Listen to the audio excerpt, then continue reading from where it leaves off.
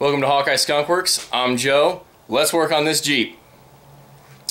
So, we've got the 2000 Grand Cherokee WJ in the garage. Well, half of it's in the garage. And we are working on the front end of it today.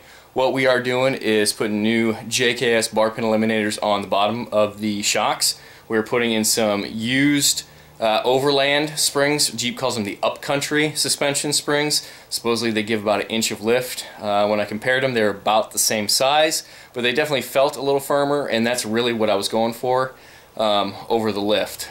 So we did that, bar pin, and I pulled down the sway bar mounts where they mount to the chassis because I want to check the condition of those and take some measurements of that bar for some other stuff. So let's hop down there real quick and I will show you what I've been doing.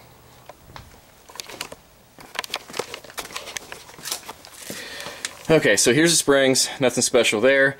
I've got a used set of Bilstein 5100 shocks. I'm sorry it's getting dark out. They are for 2 to 3 inches of lift, and right now I've got a 2.5 inch spacer on here. Yes, it's on the bottom. Normally they go on the top. This is the steel spacer, and I just didn't feel good about putting it up at the top. So I put it on the bottom, no big deal.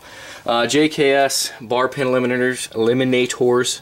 These things are stout, and actually that moves the mount of the shock up about an inch, so that gives me even a longer shock travel to kind of even out my suspension length.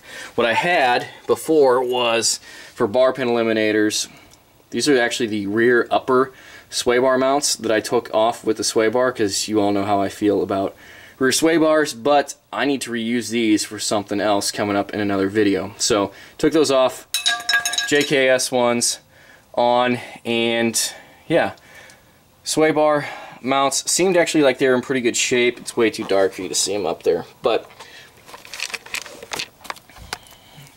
what I was gonna do with those is take some measurements and order some Energy suspension ones that have the grease zerks on them, and I just had really good luck with those over any aftermarket rubber or polyurethane ones, which I may still, I'll check the pricing on those and maybe get a set of those after all this is sorted out, if I need that, feel like I need them. So we'll do that. We're gonna get the wheel put back on this, drop it down, and check the ride height. I'll have to drive it around obviously before it settles down, but this is going to be a real short video.